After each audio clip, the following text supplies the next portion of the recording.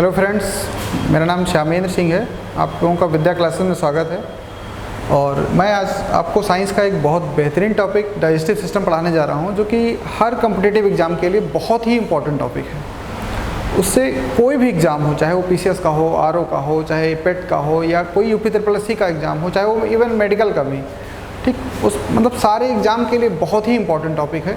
तो मैं आज आपको डाइजेस्टिव सिस्टम पढ़ाने जा रहा हूँ। और इसको डाइजेस्टिव सिस्टम ही क्यों कहा जाता है, यानी सिस्टम वर्ड का मतलब हुआ कि कोई भी एक सिंगल ऑर्गन इसके लिए रिस्पॉन्सिबल नहीं है, बल्कि कई ऑर्गन मिलकर के डाइजेशन की प्रोसेस को कंप्लीट करते हैं। ओके, अब आता है बात कि कौन कौन से ऑर्गन हैं जो डाइजेशन की प्रोसेस में हेल्प करते हैं।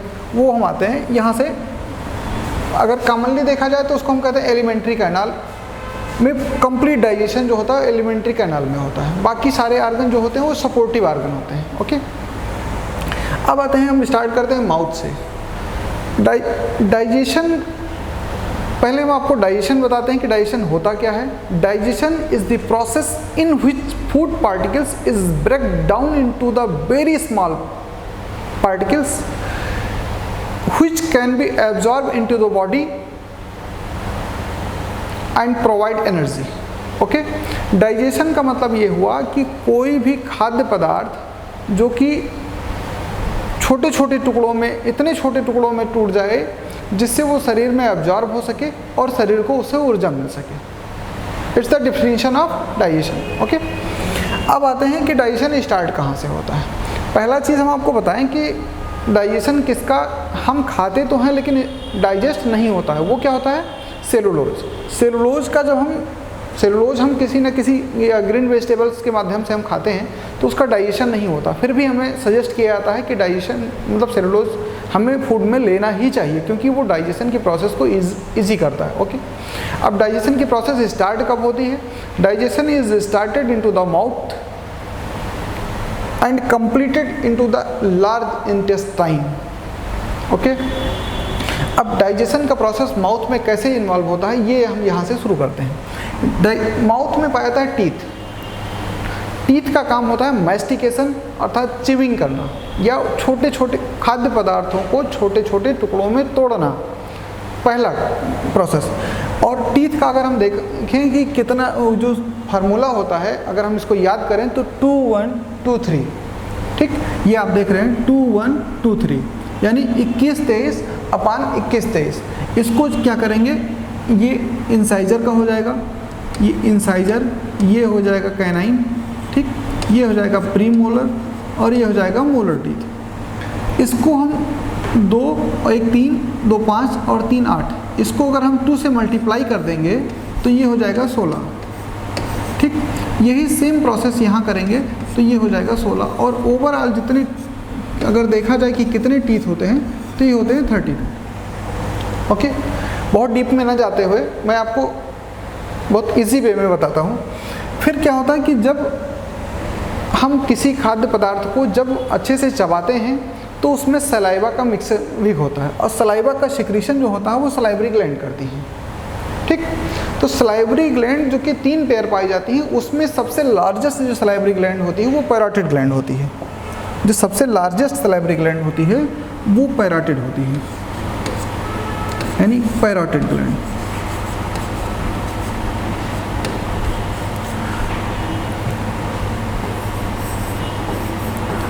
पैराटिड gland, this is responsible for the secretion of saliva up to the 90%, यानी 80 to 90%, ठीक, सलाइवा का सिक्रीशन करते हैं। अच्छा, सलाइवा जो होता है वो लगभग 1 से 1.5 लीटर, 1 से 1.5 लीटर तक पर डे सिक्रीशन होता है। सलाइवा का जो सिक्रीशन होता है वो लगभग 1 से 1.5 लीटर तक पर डे होता है, which is also contains the enzyme that is responsible for the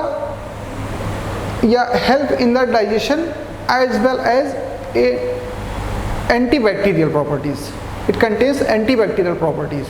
okay, अगर कोई भी भोज्य पदार्थ या खाद्य पदार्थों के माध्यम से अगर कोई जर्म्स हमारे माउथ में अगर एंटर करता है तो उसको ये मार देती है, वहीं पे किल कर देती है। ओके, अब आते हैं कि ये होता है, फिर जब हम सलाइवा का मिक्सिंग तो कर लेते हैं, तो जब खाद्य पदार्थ का यानी भोजन का जब वो लुगदी फॉर्म में कन्वर्ट हो जाता है, ठीक, एकदम मिक्स हो जाता है उसमें, तो फिर निगलना आसान हो जाता है। तो उसको हम क्या बोलते हैं, लुगदी या बोलस बोलते हैं। ठीक, मेडिकल लैंग्वेज में हम बोलस बोलते हैं या साइंस के लैंग्वेज में। तो वो फिर ऊसोफेगस के या फूड पाइप मैंने लिखा है, इसको मेडिकल टर्मिनोलॉजी में ऊसोफेगस बोलते हैं। ठीक, फूड पाइप के माध्यम से होते हुए और वो आता है स्टमक में। Stomach is responsible for the holding of food materials up to the 3 to 4 hour and it secretes some enzyme and acid, that is HCl and pepsinogen mainly. HCl is responsible for maintain acidic media into the stomach, that is 1.8.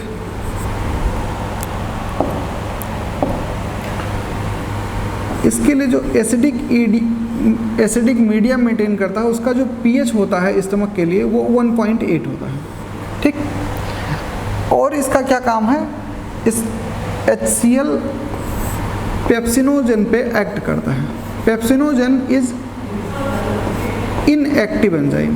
Pepsinogen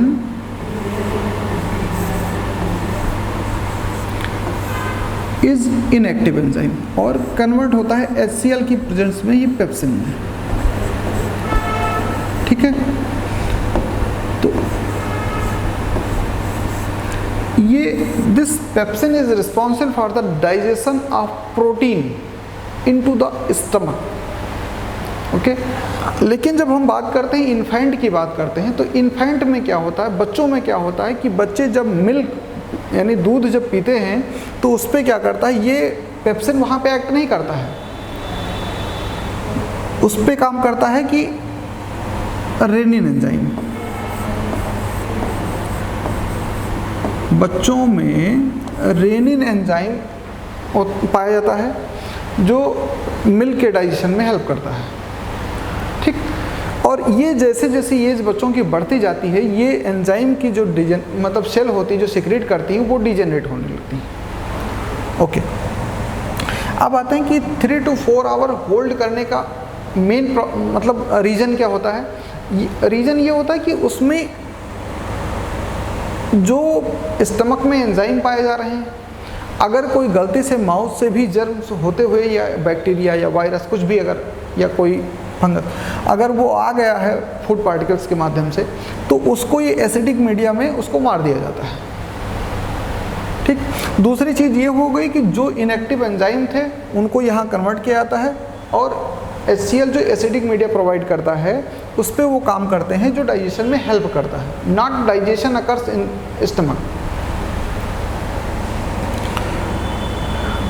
stomach only digest या absorb alcohol and sorbitol drugs. दूसरी चीज, अब हम आते हैं liver पे। Liver is the largest gland of the body. Liver is largest gland of the body.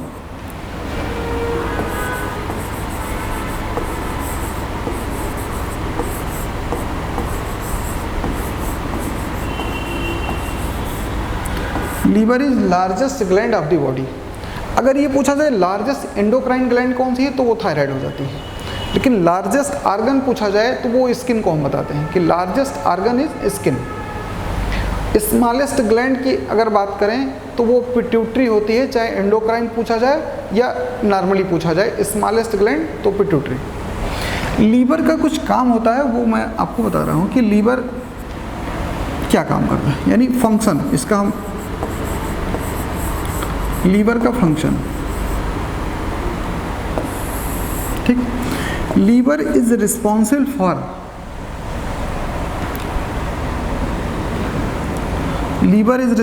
For urea formation,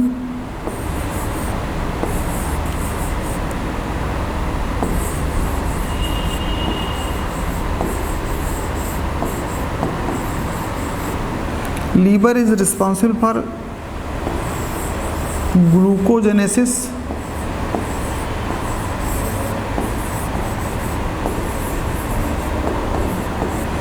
liver is responsible for glycogenolysis,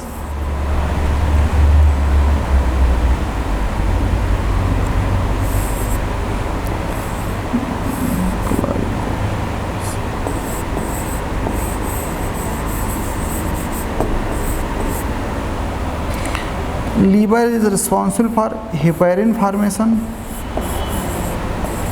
अभी मैं आपको हेपेरिन बता रहा हूँ, मतलब सारी चीज़ें मैं फिर से एक्सप्लेन कर रहा हूँ। Heparin formation,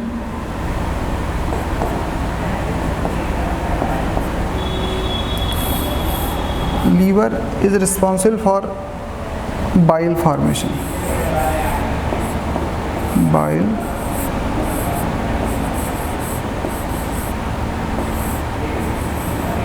juice formation. Okay, liver is responsible for bile juice formation.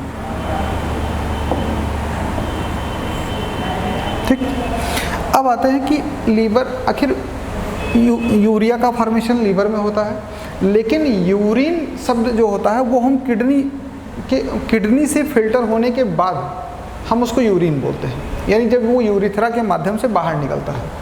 ठीक, अब दूसरी चीज़ आता है ग्लाइकोजेनेसिस। ग्लाइकोजेनेसिस का मतलब होता है ग्लाइकोजन का फॉर्मेशन। ग्लाइकोजन का फॉर्मेशन आखिर हमारे शरीर में क्यों होता है? अगर ये क्वेश्चन किया जाए तो ग्लाइकोजन का फॉर्मेशन का मतलब हुआ कि अगर मैंने डाइट अभी लिया, अगर मैं सुबह 9 बजे भोजन करता हूँ और मुझे शाम को दोबारा फिर से भोजन करना है, तो उस बीच में जो हमें एनर्जी की रिक्वायरमेंट होती है वो हम एक्स्ट्रा जो एनर्जी हमारे फूड में आती है, हमें मिलती है, उसको हम ग्लाइकोजन के फॉर्म में कन्वर्ट करके लीवर में स्टोर कर लेते हैं और वो धीरे धीरे ग्लाइकोजन को ग्लूकोज में लीवर कन्वर्ट करता रहता है, जिसको मैंने बताया है कि glycolysis, glycogenolysis.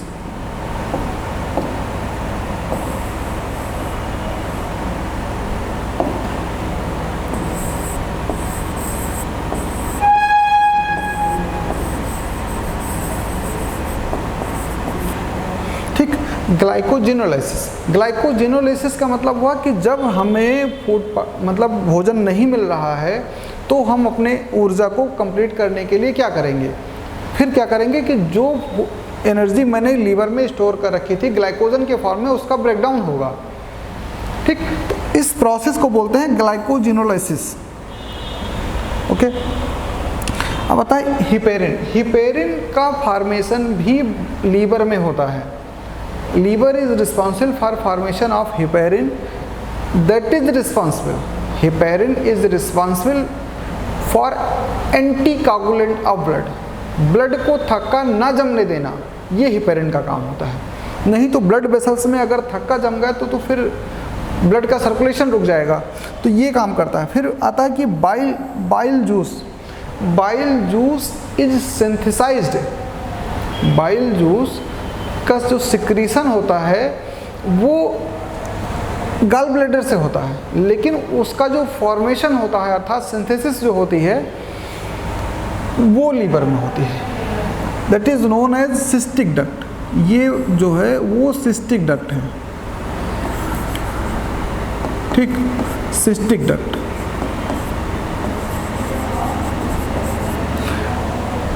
Bile synthesise liver में हो रहा है और लीवर क्या करता है, सिस्टिक डक्ट के माध्यम इसको गॉल ब्लैडर में डालता है और ये सिस्टिक डक्ट के माध्यम से ड्यूडेनम में इसका सिक्रेशन हो जाता है। ठीक, इतना समझ में आया। अब हम आते हैं कि एलिमेंट लीवर के बाद में हम आते हैं, ये हो गया गॉल ब्लैडर। अच्छा, बाइल का काम क्या होता है? बाइल का काम, बाइल जूस का काम ये होता है कि it's responsible for emulsification of fat.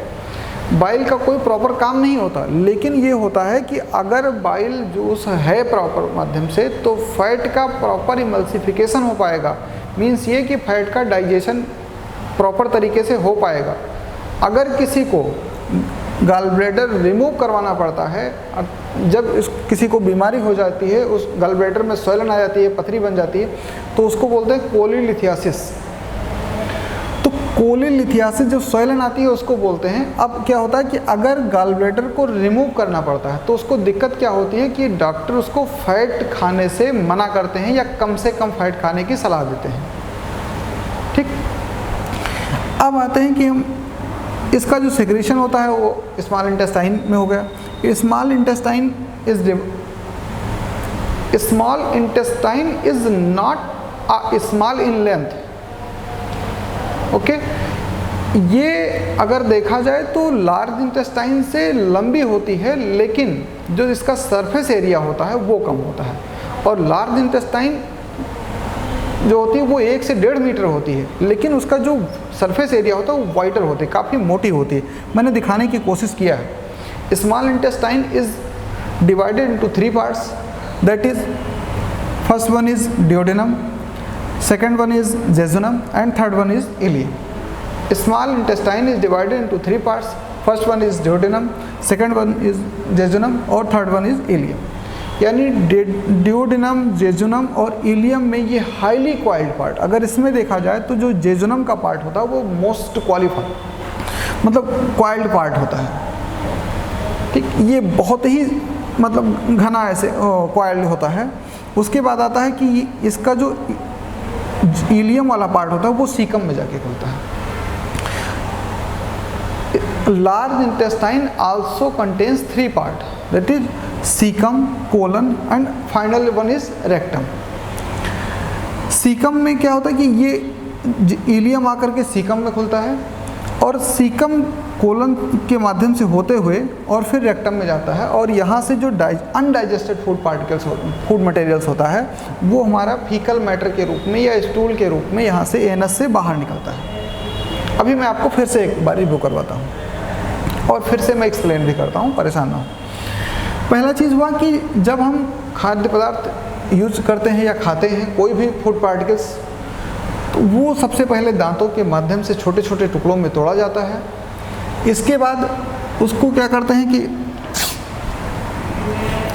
उसमें सलाइवा का मिक्सचर होता है, फिर उसको हम सॉलोइंग करते हैं यानी निगलते हैं, डिग्लूटेशन भी बोलते हैं उसको, निगलते हैं और निगलने के बाद ये स्टमक में आता है जो कि 3 से 4 घंटे होल्ड करता है, और यहाँ पे एसियल एंजाइम पाया जाता है जो कि 1.8 pH पे काम मतलब ये प्रोवाइड करता है, यानी acidic media, highly acidic media. यहाँ पेप्सिनोजन एंजाइम होता है जो कि HCl के प्रेजेंस में पेप्सिन में कन्वर्ट हो जाता है। पेप्सिन इज एक्टिव, ठीक है, पेप्सिन जो होता है वो एक्टिव होता है और ये इनएक्टिव एंजाइम है, ये इनएक्टिव होता है। ठीक, दूसरी चीज़ें आती है कि यहाँ पे जो स्मॉल इंटेस्टाइन है, स्मॉल इंटेस्टाइन में मोस्टली जो डाइजेशन का प्रोसेस होता है वो स्मॉल इंटेस्टाइन में ही कंप्लीट होता है। जो ये क्वाइल्ड होती है ना, जो इसकी मसल्स होती हैं, ये क्या करती हैं कि मैस्टिकेशन, मतलब कोई मशीन तो होती नहीं है, तो यहाँ की जो मसल्स होती हैं वो आपस में ऐसे मैस्टिकेशन करते हुए धीरे धीरे उसको फैसिलिटेट करती हैं, आगे को फूड पार्टिकल्स बढ़ाती रहती हैं, जिससे वो प्रॉपर मिक्स भी होता है एंजाइम से। अब क्या आता है कि अब हम आते हैं कि लीवर का हो गया काम, अब आते हैं pancreas. Pancreas is second largest gland of the body. Pancreas is second largest gland of the body. इसका जो शेप होता है वो पियर शेप होता है या नाशपाती के आकार का, और pancreas is heterocrine gland. Pancreas is heterocrine gland. Heterocrine का मतलब ये होता है कि exocrine as well as endocrine. जो एक्सोक्राइन पार्ट होता है वो क्या करता है कि एंजाइम का सिक्रीशन करता है,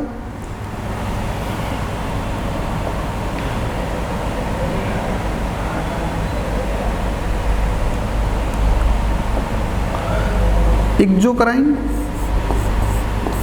ये क्या करता है कि एंजाइम का सिक्रीशन करता है, और एंडोक्राइन पार्ट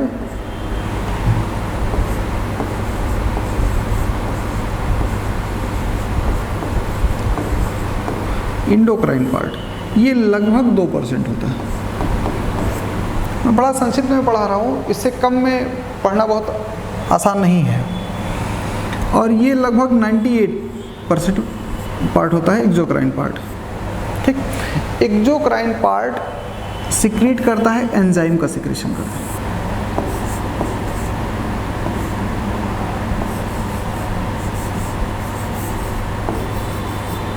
ठीक, pancreas contains almost all digestive enzymes.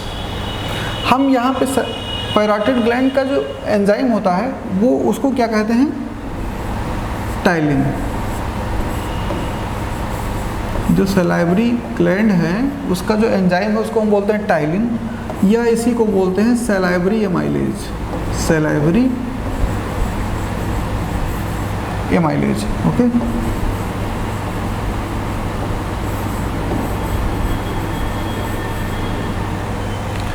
अब पैंक्रियाज में भी एंजाइम जो होता है उस ट्रिप्सिनोजन, काइमोट्रिप्सिनोजन, ठीक है, या एमाइलेज,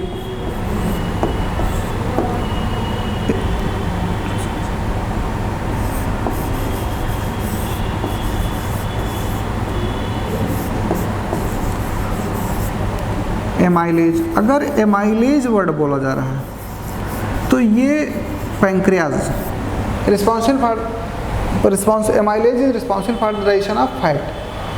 ठीक, दूसरी चीज़, अगर सलाइवरी एमाइलेज बोला जा रहा है तो फिर हम आ जाएंगे माउथ में, उसको टाइलिन भी बोलते हैं। अब एंडोक्राइन पार्ट में क्या होता है, जो मोस्टली क्वेश्चन पूछा जा रहा है मैं सिर्फ उतना ही जिक्र कर रहा हूँ। अल्फा सेल पाई जाती हैं जो कि ग्लूकेगॉन का सिक्रेशन करती हैं। Alpha cell, glucagon is hormones. और बीटा सेल पाई जाती हैं, ये इंसुलिन का सिक्रेशन करती हैं।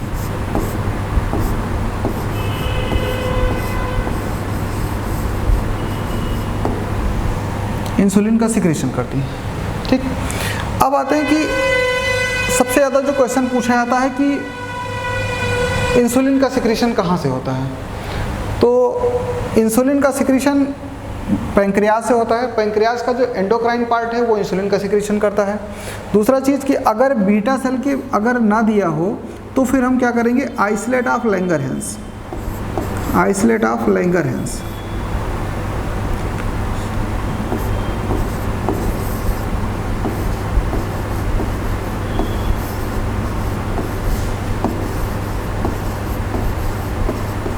ठीक, इनको हिंदी में बोलते हैं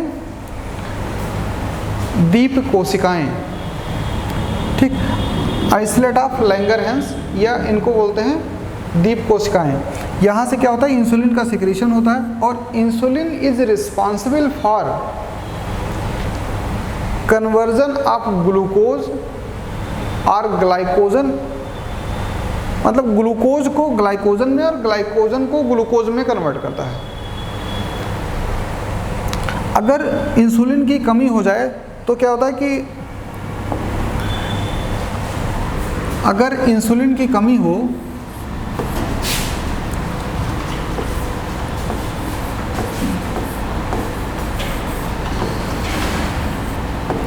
ठीक, अगर इंसुलिन की कमी हो जाए तो क्या होता है कि डायबिटीज़ हो जाती है। अब डायबिटीज़ हम यहाँ डिस्कस नहीं कर रहे हैं, लेकिन इंसुलिन की डिफिशियंसी की वजह से जो बीमारी होती है उसको क्या बोलते हैं, डायबिटीज़। ठीक, डायबिटीज़ दो प्रकार की होती है। एक होती है डायबिटीज़ इंसिपिडियस जो कि इनहेरिटिकल होती है यानी जेनेटिकल होती है। दूसरी होती है डायबिटीज़ मेलाइटस। तो due to deficiency of insulin diabetes mellitus is occurs, not diabetes insipidus. Insulin की कमी से, इंसुलिन का काम क्या होता है, ये ग्लूकोज को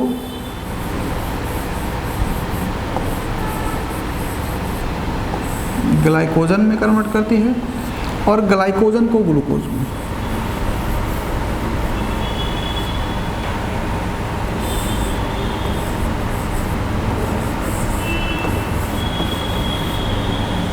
ठीक, ग्लाइकोजन में कन्वर्ट करती है।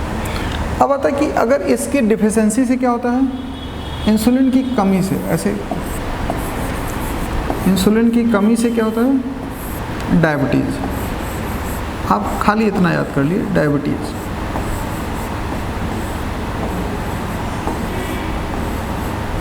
ठीक, इंसुलिन की कमी से क्या होता है, इसको हम शुगर भी बोलते हैं।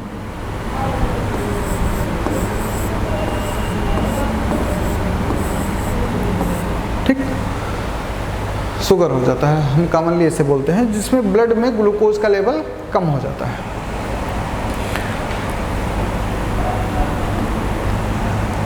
अब तीसरी चीज़ हम आते हैं कि पैंक्रियाज के बाद में हम आते हैं लार्ज इंटेस्टाइन। इसमें क्या होता है, स्मॉल इंटेस्टाइन में मोस्टली डाइजेशन का प्रोसेस हो जाता है, मोस्टली चीज़ों का एब्जॉर्प्शन हो जाता है, लेकिन जो बची हुई चीज़ें होती हैं उनका एब्जॉर्प्शन होता है, जैसे वाटर हो गया या कोई भी अगर मिनरल हो गया जो स्मॉल इंटेस्टाइन में एब्जॉर्ब नहीं हो पाया है, वो एब्जॉर्ब होगा लार्ज इंटेस्टाइन में। तो लार्ज इंटेस्टाइन में एब्जॉर्ब मेनली वाटर का एब्जॉर्प्शन होता है। दूसरी चीज़, जो अनडाइजेस्टेड फूड पार्टिकल्स होता है वो आता है रेक्टम में। रेक्टम क्या करता है, उसको अनडाइजेस्टेड फूड पार्टिकल्स को स्टोर करता है, और एनस के माध्यम से हम उसको अपने बायोलॉजिकल रूटीन के अकॉर्डिंग हम जब भी मतलब फ्रेश होने जाते हैं तो एनस के माध्यम से वो अनडाइजेस्टेड फूड पार्टिकल्स निकल जाता है। This is simple form of digestion. ये हमने बहुत संक्षिप्त में आपको डाइजेशन बताया।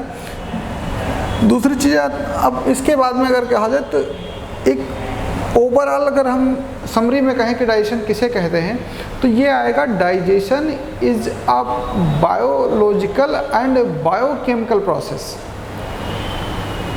ठीक, जिसमें फिजिकली उसका ब्रेकडाउन तो दांत से किया ही जा रहा है, लेकिन उसमें एंजाइम्स ऐड होकर के, तो वो बायोकेमिकल प्रोसेस है डाइजेशन। अब डाइजेशन में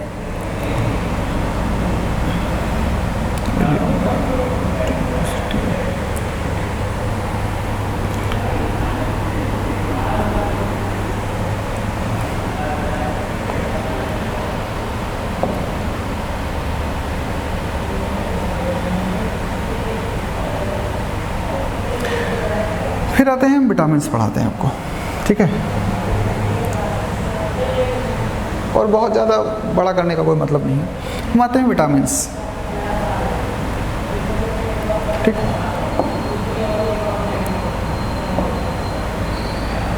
लो पहले और बता देते हैं थोड़ा सा।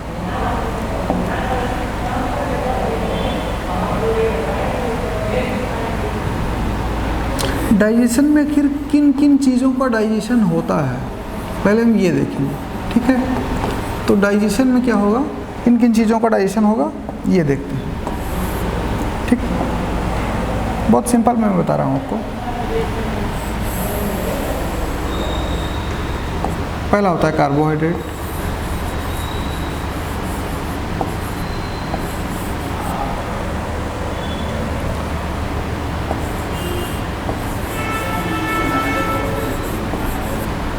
दूसरा होता है प्रोटीन,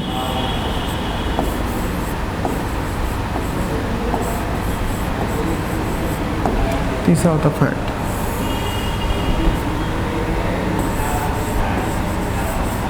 ठीक, इसके बताने का मतलब ये हुआ, सीधा ये चीज़ लिखने का तात्पर्य ये हुआ कि डाइजेशन कभी भी सेलुलोज का नहीं होता है। सेलुलोज का कभी भी डाइजेशन नहीं होता है। कभी कभी क्वेश्चन पूछा जाता है कि माउथ में किसका डाइजेशन स्टार्ट होता है, तो वो स्टार्च का होता है। लेकिन अगर कभी ये पूछ लिया जाए कि सेलुलोज का डाइजेशन बॉडी के किस पार्ट में पाया जाता है, तो सेलुलोज का कभी डाइजेशन नहीं होता है। क्यों नहीं होता है? क्योंकि जो वर्मी फॉर्म अपेंडिक्स, अगर हम यहाँ से फिर से आपको अगर दिखाना चाहें तो मैंने ये दिखाने की कोशिश की थी, ये है वर्मी फॉर्म अपेंडिक्स, ठीक। तो जो अपेंडिक्स होती है वो हमारे ह्यूमन में क्या होती है, वेस्टिजियल के फॉर्म में होती है, यानी वो अवशेषी अंग के फॉर्म में होती है, वो प्रॉपर काम नहीं करती है। इसलिए जो एनिमल्स होते हैं और ख़ासकर वेजिटेरियन एनिमल्स, जो शाकाहारी जंतु होते हैं, उनमें जो वर्मी फॉर्म अपेंडिक्स होती है वो प्रॉपर तरीके से डेवलप होती है और उनमें सेलुलोज का डाइजेशन पाया जाता है। Not occurs in human and carnivorous animals, अब आता है कार्बोहाइड्रेट का अगर एक मॉलिक्यूल डाइजेस्ट होता है तो उसे हमें 4.6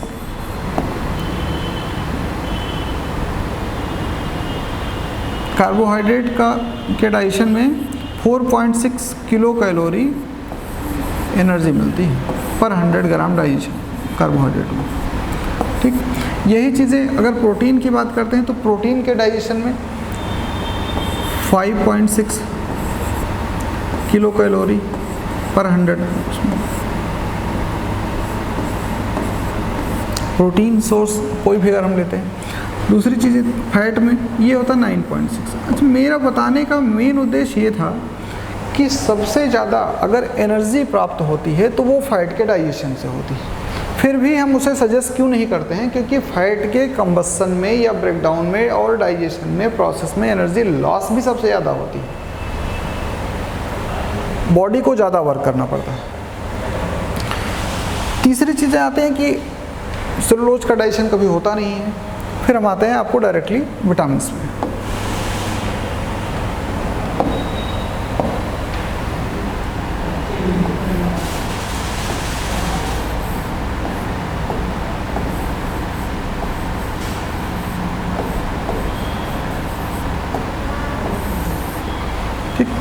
विटामिन की अगर हम बात करते हैं तो सिंपल फॉर्म में कहा जाए तो ये बॉडी बिल्डिंग एलिमेंट्स की तरह काम करते हैं। ये शरीर को बनाने के लिए काम करते हैं। विटामिन कितने प्रकार के होते हैं? 2 प्रकार के। विटामिन कितने प्रकार के? 2 प्रकार के। कौन कौन से? एक होता है fat soluble,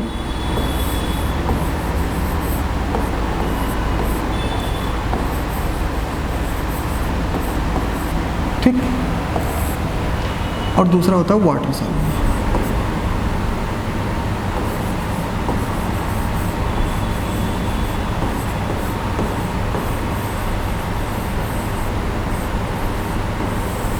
water soluble, water soluble के लिए मैं एक ट्रिक आपको बता रहा हूँ कि WBC RBC तो सबको पता होगी।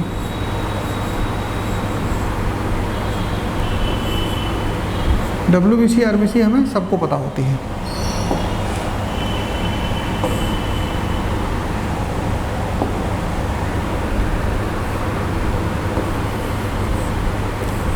W मीन्स हो गया वाटर, और विटामिन B और विटामिन C क्या होते हैं? वाटर सॉल्युबल होते हैं।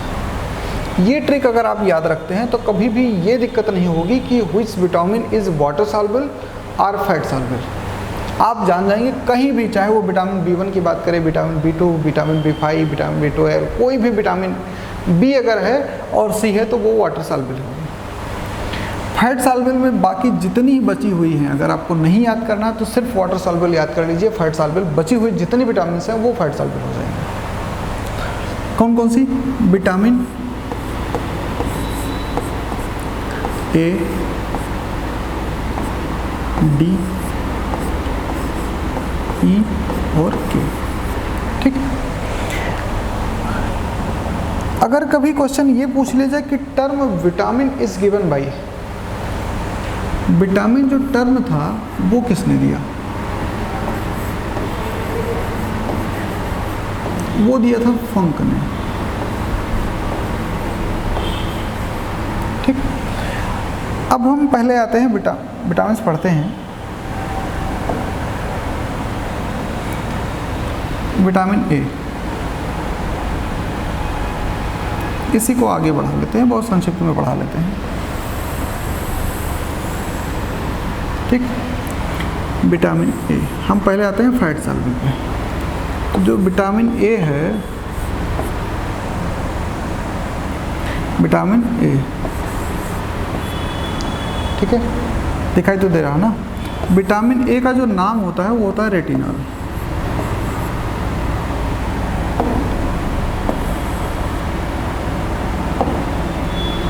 इसका नाम क्या होता है? रेटिनॉल। ओके,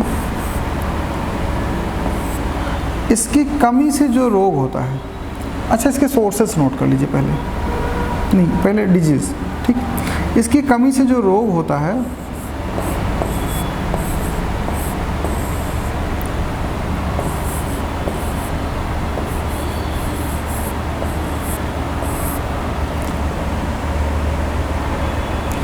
ये होता है नाइट ब्लाइंडनेस, यानी रंतोधी।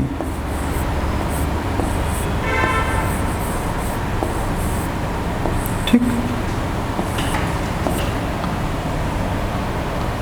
एक विटामिन है, 5 मिनट, एक विटामिन है, इसकी कमी से होता है जीरोफ्थैल्मिया। जीरोफ्थैल्मिया,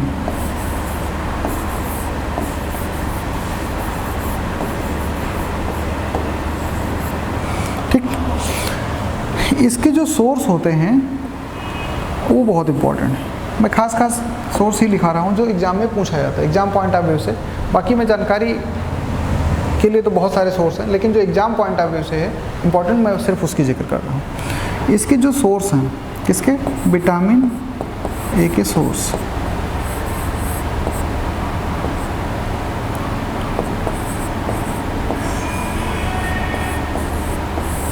ठीक, विटामिन ए के सोर्स कौन कौन से हैं? गोल्डन राइस बहुत इम्पॉर्टेंट है, आप लोग इसको मार्क कर लीजिएगा। गोल्डन राइस,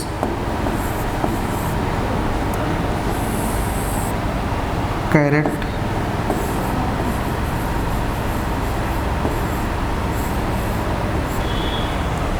ठीक, ये बहुत इम्पॉर्टेंट सोर्स है।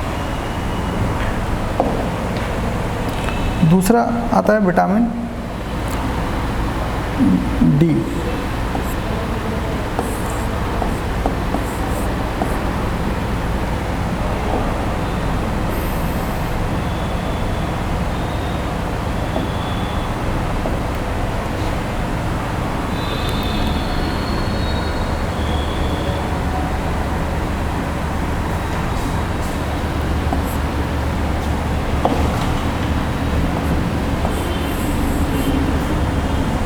विटामिन डी,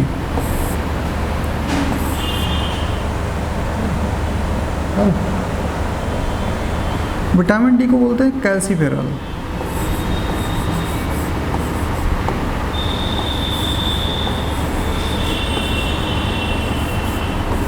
ठीक, इसकी कमी से जो रोग होता है उसको हम बोलते हैं रिकेट्स।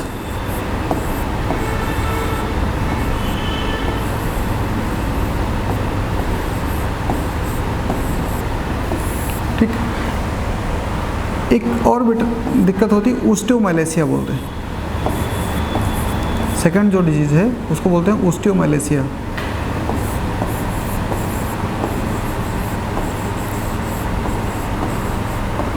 ओस्टियोमाइलेसिया, ये ओस्टियोमाइलेसिया जो डिजीज़ होती है वो पाई जाती है एडल्ट में। इसमें क्या होता है कि उनकी हड्डियां जो होती हैं वो वीक हो जाती हैं, और रिकेट्स जो होता है वो चिल्ड्रन में पाया जाता है।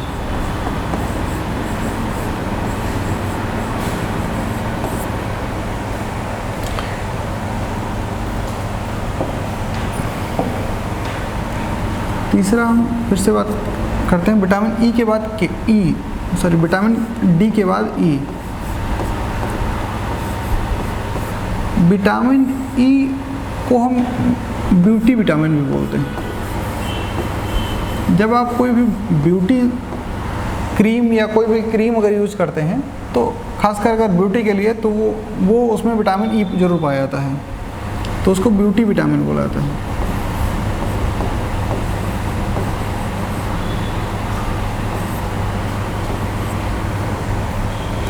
इसका जो नेम होता है वो होता है टोकोफेरॉल।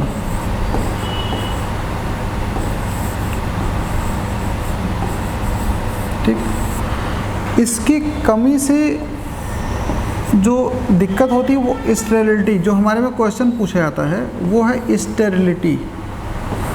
Sterility means नपुंसकता।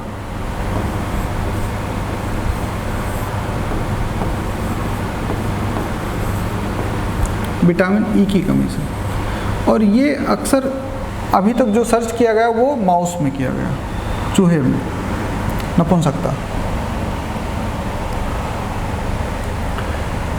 फिर हम विटामिन के को डिस्कस करते हैं।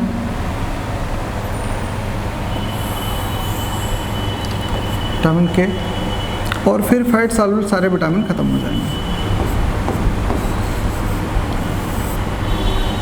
विटामिन के is responsible for blood clotting. इसका काम क्या है? ब्लड क्लॉटिंग में हेल्प करना।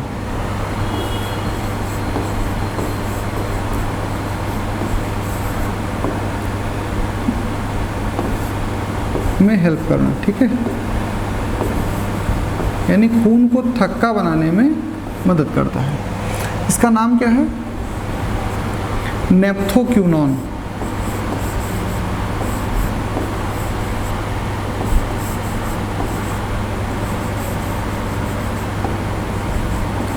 क्यूनॉन, या इसी को फिल्लोक्विनोन बोल रहा था। तो आप एक नाम याद कर लीजिए, नेप्थोक्यूनॉन। इसका काम क्या है? Blood clotting. दूसरा हम आते हैं वाटर सॉल्युबल विटामिन। तो वाटर सॉल्युबल में आते हैं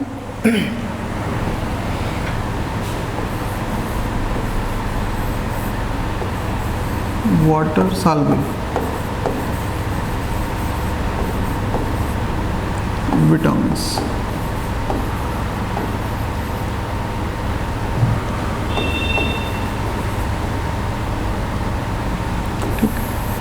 इसमें मैंने आपको बताया कि इसके लिए जो ट्रिक था वो था WBC।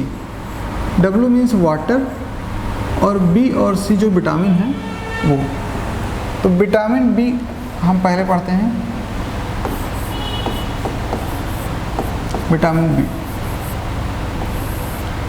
विटामिन B के लिए अगर कॉमन सोर्स की अगर हम बात करें कि किस में पाया जाता है, तो मांस, मछली, दूध, अंडा, दही, ये कॉमन सोर्स हैं। ये लगभग विटामिन, चाहे B1 की बात की जाए, चाहे B2 की बात की जाए, चाहे B5 की बात की जाए, कोई भी विटामिन B की अगर बात कर रहे हैं तो ये उसके लिए कॉमन सोर्स है। अब आते हैं विटामिन B1, बहुत संक्षिप्त में ही हम पढ़ा रहे हैं आपको, ठीक। तो विटामिन B1, विटामिन B1 का विटामिन B1 का जो नाम होता है वो होता है रेटिनल। विटामिन B1 का जो नाम होता है वो होता है थियामिन या थायमिन बोलते हैं उसको, ठीक, थायमिन।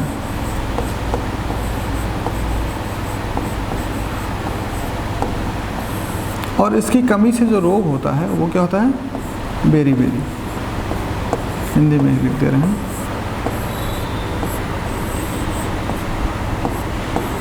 बेरी-बेरी, ठीक। दूसरा आता है विटामिन B2।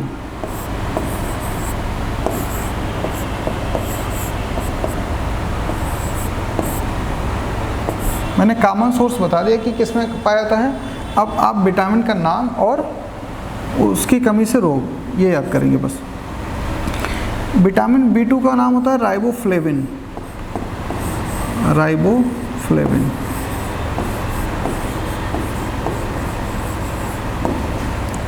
और इसकी कमी से रोग जो डिजीज होती है वो याद करने की ज़रूरत नहीं है, लेकिन फिर भी मैं बता दे रहा हूँ आपको।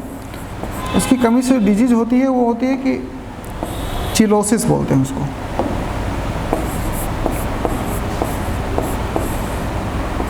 ठीक, चिलोसिस। इसमें क्या होता है? जो होंठ होते हैं वो फट जाते हैं।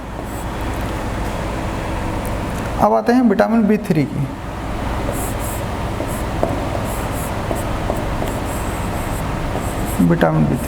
विटामिन B3 का नाम होता है नियासिन। प्रोनाउंसिएशन हो सकता है किसी का गलत हो, मतलब दूसरा हो, नियासिन, या इसी को बोलते हैं निकोटिनामाइड, निकोटिनामाइड।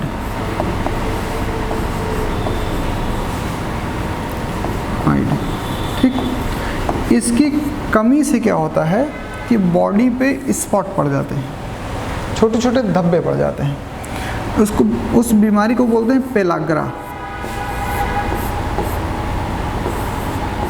इचिंग होने लगती है, छोटे छोटे स्पॉट पड़ जाते हैं, पेलाग्रा, ठीक। अब आते हैं विटामिन B5 की।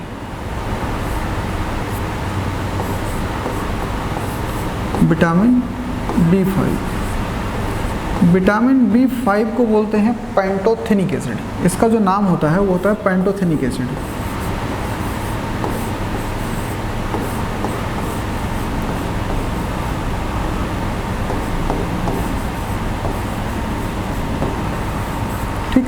इसका डिजीज जो है वो बहुत ज़्यादा इंपॉर्टेंट नहीं है। हम विटामिन B6 पे आते हैं सीधे।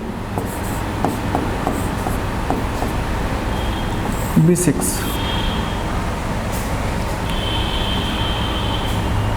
को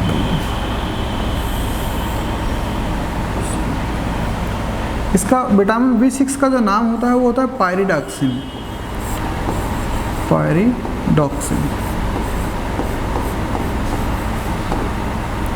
ठीक। ये क्या करता है कि ब्लड क्लॉटिंग में ये भी हेल्प करता है, यानी जो रक्ताल्पता होती है अगर इसकी कमी हो जाए तो ब्लड जल्दी क्लॉट नहीं होता है। लेकिन हम ब्लड क्लॉटिंग के बारे में जो बाद में बात करेंगे वो विटामिन B12, जिसको कहते हैं पर्नीशियस एनीमिया। विटामिन B12 की कमी से क्या होता है, पर्नीशियस एनीमिया, और इसका नाम बहुत ज़्यादा इंपॉर्टेंट है, ये साइनोकोबालामिन।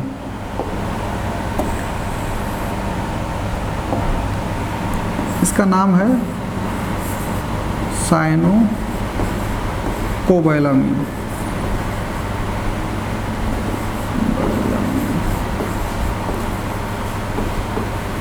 ठीक, और इसकी कमी से जो रोग होता है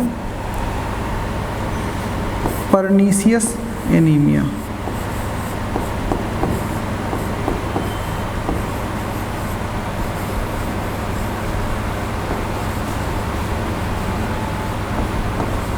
ठीक, या इसको बोलते हैं अत्यधिक रक्ताल्पता।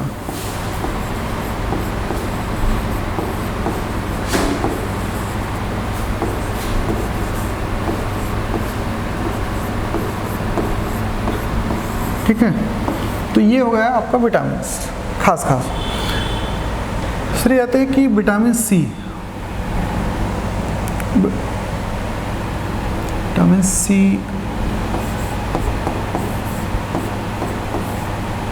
इसका जो नाम होता है वो होता है एस्कॉर्बिक एसिड।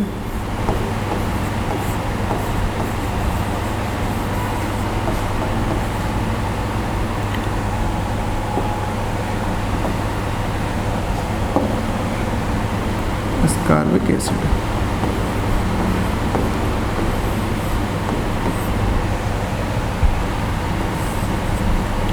और इसकी कमी से जो डिजीज होती है यानी रोग होता है वो क्या होता है, स्कर्वी। स्कर्वी में जानते हैं क्या होता है, स्कर्वी में मसूड़ों में खून निकलने लगता है, मसूड़ों से खून निकलने लगता है स्कर्वी में। और इसका सोर्स जो होता है वो, अगर हम सोर्स की बात करें तो कोई भी खट्टा फल जो पूछा जाता है मैं उसकी जिक्र कर रहा हूँ। पहला रिचेस्ट सोर्स जो होता है वो आंवला होता है। विटामिन C का जो रिचेस्ट सोर्स होता है वो आंवला, नींबू, नींबू तो बहुत कॉमन है, आंवला, और हरी मिर्च।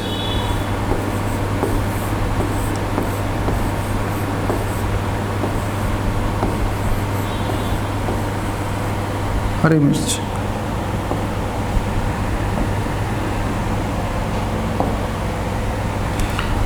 और हरी साग सब्जी यानी ग्रीन वेजिटेबल्स।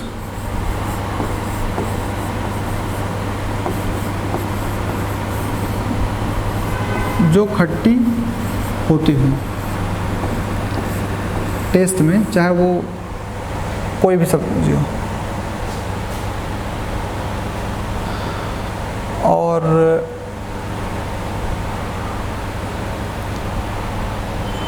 अगर आपको ये चैनल पसंद आए तो आप इसे लाइक करें, सब्सक्राइब करें, और मैं ऐसे ही टॉपिक आपको मतलब आगे भी देता रहूँगा।